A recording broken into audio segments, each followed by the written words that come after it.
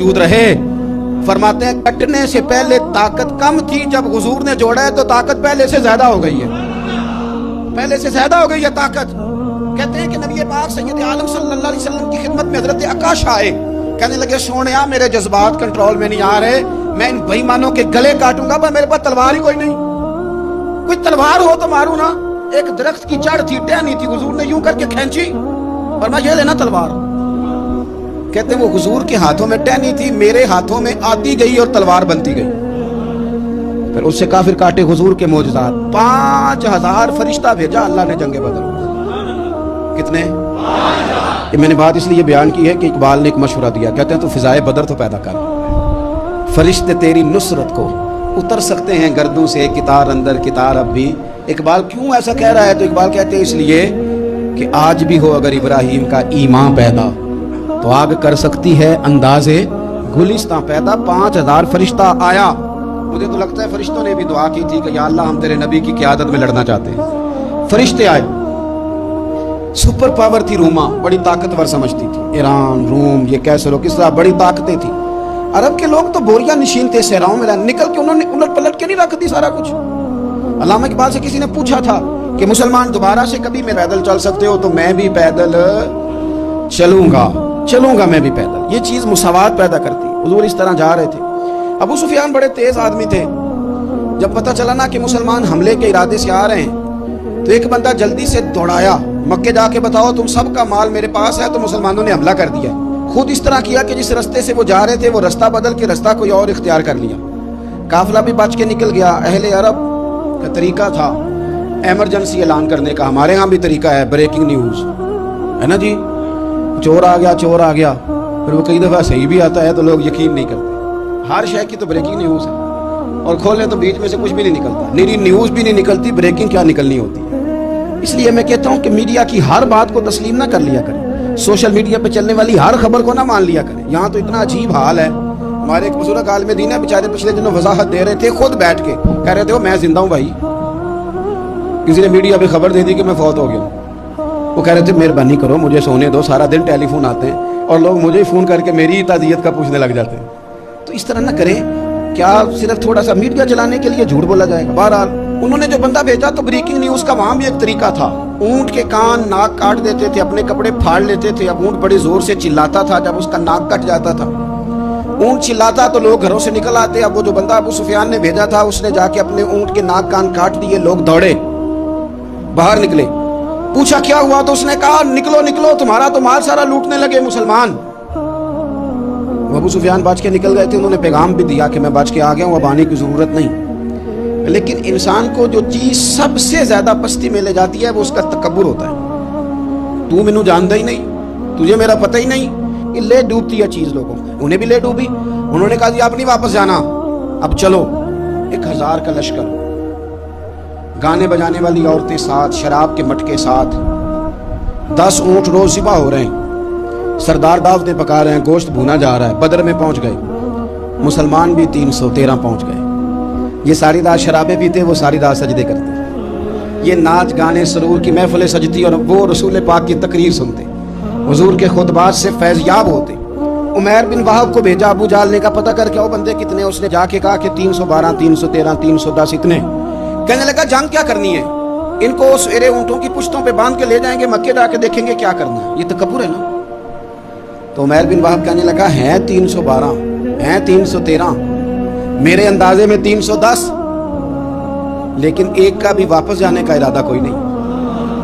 میں نے جس کو بھی دیکھا ہے شہادت کی دعا مانگتے دیکھا ہے. ارادہ بڑا پکا لے کے آئے, شہادت ہے مطلوب و مقصود ہے مومن, نہ مال غنیمت نہ کشور کشائی. نبی پاک صلی اللہ علیہ وسلم نے جب دیکھا نا کہ وہ تو جنگ کے لیے آن پہنچے ہیں اور ارادہ تو قافلے کا تھا, تو حضور نے صحابہ سے مشورہ کیا. نبی پاک علیہ الصلوۃ والسلام نے ہمیں بتایا کہ چیزیں مسلط نہ کرو. ہم نہ اپنا مسلط کرتے ہیں. یعنی تراویح پڑھنے والا بندہ دوسروں کو بڑا گھورتا ہے کہ تو کیوں نہیں پڑھتا, بھئی تو پڑھ رہا ہے نا تو اللہ سے دعا کر, یہ بھی پڑھے. لیکن اپنا مسلط نہ کر, دعوت دے, تبلیغ کر. نفل پڑھنے والا سب کو گناہگار ہی سمجھنے لگ جاتا ہے. عصر کی پہلی 4 سنتے تو کیوں نہیں پڑھتا, تو کیوں. بھئی آپ مسلط کریں گے, آپ رائے دیں, اور رائے دے کے سائڈ پہ ہوگا. مسلط کرنے کی تو اجازت نہیں. حضور کا تو حکم چل سکتا ہے نا, چلتا ہے نا. لیکن حضور نے بھی صحابہ سے پوچھا, بھائی وہ تو لڑنے آ گئے ہیں, اب کیا کرنا ہے؟ تو حضرت صدیق اکبر کہنے لگے حضور کرنا وہ ہے جو آپ نے فرمانا ہے. حضرت عمر کہنے لگے حضور تلواروں کو تو زنگ لگ گیا ہے.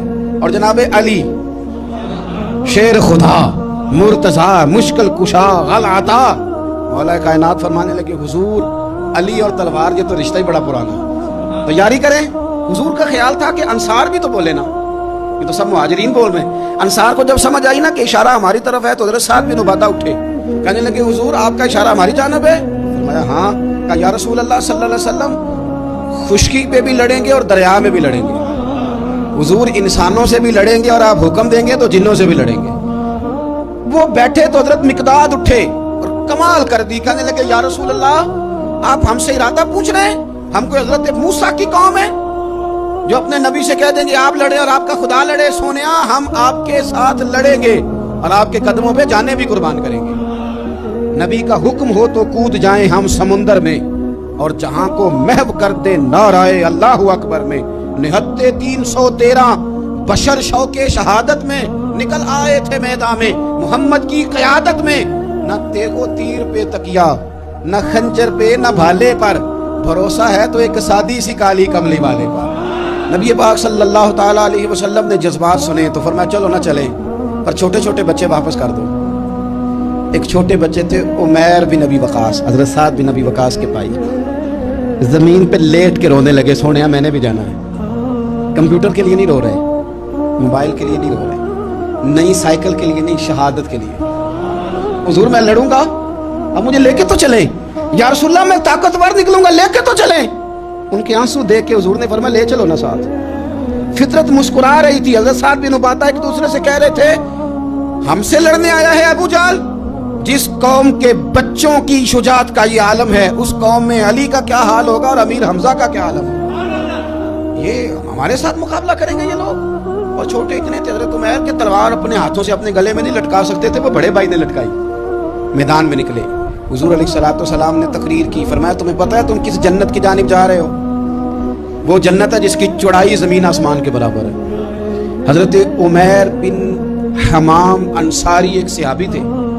جب کریم نے فرمایا نا جنت کی چوڑائی، کسی چیز کی لمبائی زیادہ ہوتی ہے چوڑائی کم ہوتی ہے، جب فرمایا نا کہ چوڑائی زمین آسمان کے برابر ہے تو حضرت عمیر بولے، کہنے لگے واہ واہ واہ واہ. کھجوریں کھا رہے تھے. حضور نے فرمایا تو بڑی واہ واہ کر رہا ہے، کہ سونیا اتنی جنت پیاری ہے تو ہم دور کیوں ہیں؟ یہ دینا ذرا تلوار.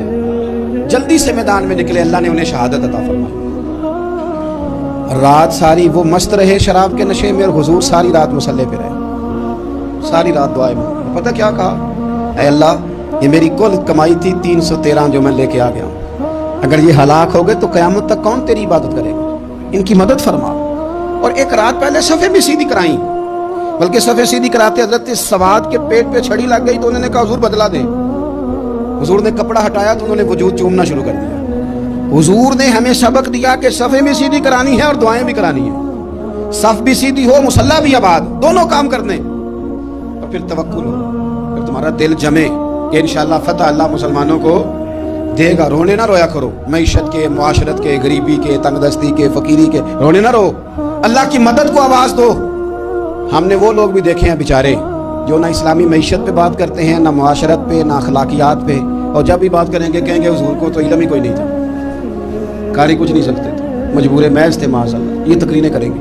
یہ مسلم شریف کی حدیث ہے، کوئی اختلاف والی بات نہیں، پر بعض اوقات نا دل کو تکلیف ہوتی ہے کہ یار اس طرح کی باتیں کیوں کرتے ہو. یہ مسلم ہے.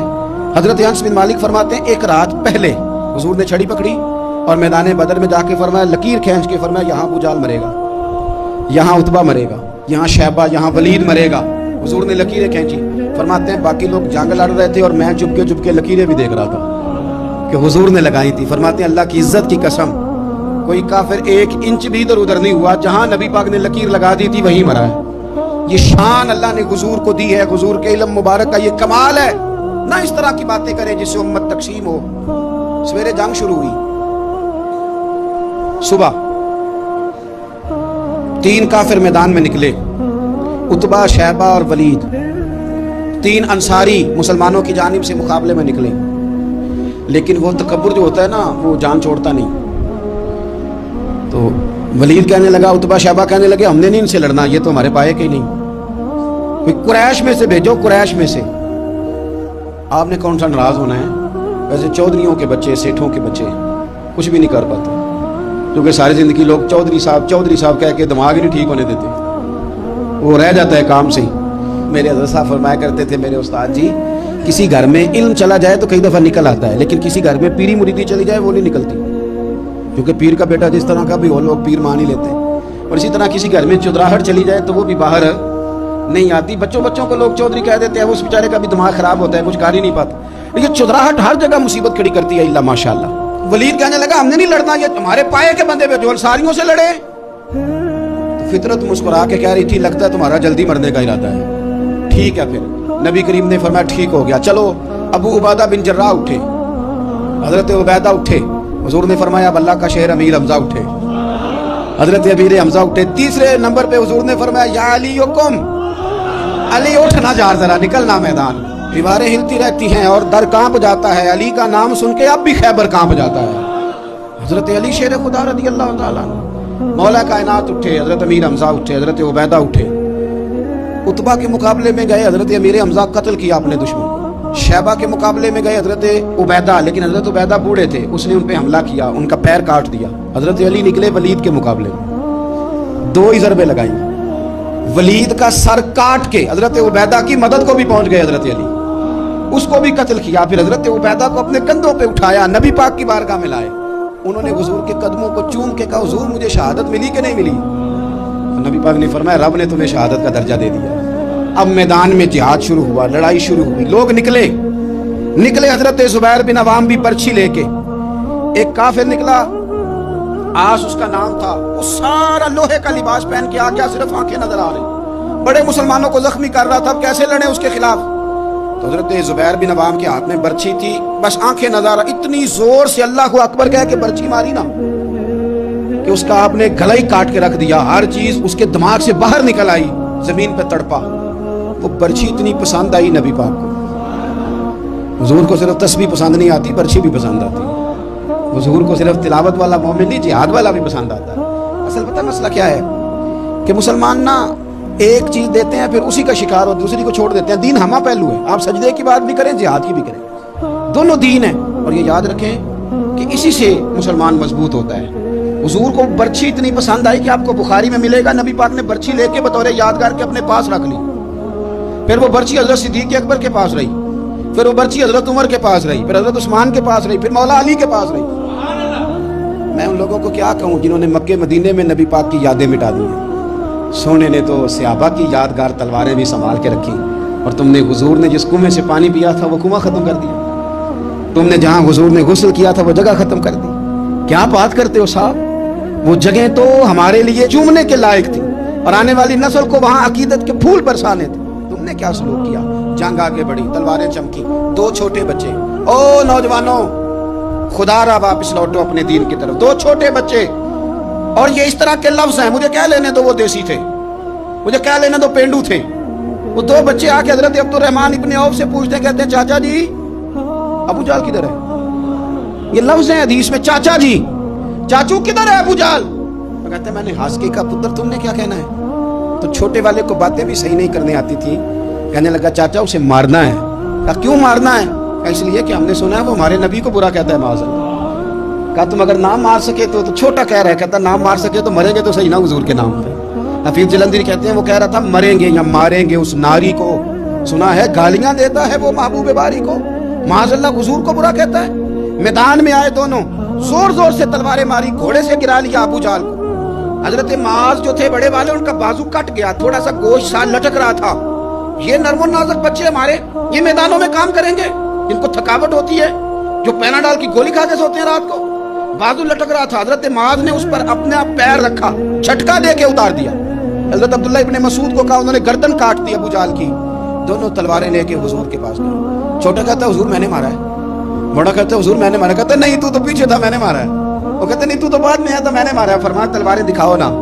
जब तलवारें दिखाई तो हुजूर फरमाने लगे तुम दोनों नहीं मारा है, बराबर का सवाब है। जिसका बाजू कटा था, करीम रसूल ने फरमाया इधर ला ना बाजू। वो बाजू लाए, हुजूर ने उसी जगह रख के ना दोबारा लुआबे दहन लगाया। हजरत माज हजरत उस्मान गनी के जमाने तक मौजूद रहे। फरमाते हैं कटने से पहले ताकत कम थी, जब हुजूर ने जोड़ा है तो ताकत पहले से ज्यादा हो गई है। پہلے سے زیادہ ہو گئی ہے طاقت.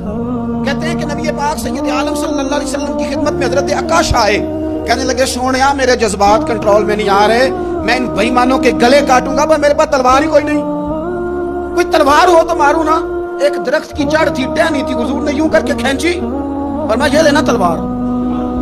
کہتے ہیں وہ حضور کے ہاتھوں میں ٹہنی تھی, میرے ہاتھوں میں آتی گئی اور تلوار بنتی گئی. پھر اس سے کافر کاٹے حضور کے معجزات. 5000 فرشتہ بھیجا اللہ نے جنگ بدر میں. کتنے؟ یہ میں نے بات اس لیے بیان کی ہے کہ اقبال نے ایک مشورہ دیا. کہتے ہیں تو فضائے بدر تو پیدا کر, فرشتے تیری نصرت کو اتر سکتے ہیں گردوں سے, کتار اندر کتار اب بھی. اقبال کیوں ایسا کہہ رہا ہے؟ تو اقبال کہتے ہیں اس لیے کہ آج بھی ہو اگر ابراہیم کا ایمان پیدا تو آگ کر سکتی ہے اندازے گلستاں پیدا. 5000 فرشتہ آیا. مجھے تو لگتا ہے فرشتوں نے بھی دعا کی تھی کہ یا اللہ ہم تیرے نبی کی قیادت میں لڑنا چاہتے ہیں. فرشتے آئے. سپر پاور تھی روما, بڑی طاقتور سمجھتی تھی. ایران, روم, یہ کیسر و کسرا بڑی طاقتیں تھیں. عرب کے لوگ تو بوریا نشین تھے صحراؤں میں, نکل کے انہوں نے الٹ پلٹ کے نہیں رکھ دی سارا کچھ. علامہ اقبال سے کسی نے پوچھا تھا کہ مسلمان دوبارہ سے کبھی میدانوں میں آئیں گے, تو اقبال کہنے لگے ہاں ہاں ضرور آئیں گے, آئیں گے, یہ نکلیں گے. کیا کس طرح؟ کہنے لگے میں نے فرشتوں سے سنا, نکل کے صحرا سے جس نے روما کی سلطنت کو الٹ دیا تھا. نکل کے صحرا سے, قدسی کہتے ہیں فرشتوں کو, اقبال کہتے ہیں رات وہ باتیں کر رہے تھے, میں نے سنا ہے کہ نکل کے صحرا سے جس نے روما کی سلطنت کو الٹ دیا تھا. سنا ہے میں نے یہ قدسیوں سے کہ وہ شیر پھر ہوشیار ہوگا, وہ جاگے گا, وہ بیدار ہوگا. یہ قدسیوں سے سنا ہے میں نے, وہ آئے گا میدانوں میں. گمسان کا رنگ پڑا, ابو جال قتل ہوا, امیہ قتل ہوا, کچھ دیر کے بعد مارا گیا. ابو البختری اور عتبہ اور شیبہ اور ولید بڑے بڑے سردار قتل ہوئے. 70 کافر مارے گئے, 70 مسلمانوں نے قیدی بنائے, باقی بھاگ گئے اور سامان چھوڑ کے بھاگ گئے اور گھوڑے چھوڑ کے بھاگ گئے. اور جس کو ادھر بھاگنے کا موقع ملا ادھر بھاگا, کہہ رہے تھے ان کو باندھ کے لے جائیں گے, اور جس کو ادھر بھاگنے کا موقع ملا وہ ادھر بھاگا. پیچھے سے حضرت صاحب بن عبادہ بول رہے ہیں, کہنے لگے ہم نے تو سنا تھا مردوں سے مقابلہ ہے, تم تو بیویوں سے بھی کمزور نکلے ہو, کیا بھاگتے ہو. 14 مسلمان شہید ہوئے صرف. 3 دن حضور نے قیام کیا بدر میں. قربان جائیں, جنگ کا آغاز بھی میرے نبی کے سجدے سے ہوا اور جنگ ختم ہوئی تو پھر کریم سجدے میں چلے.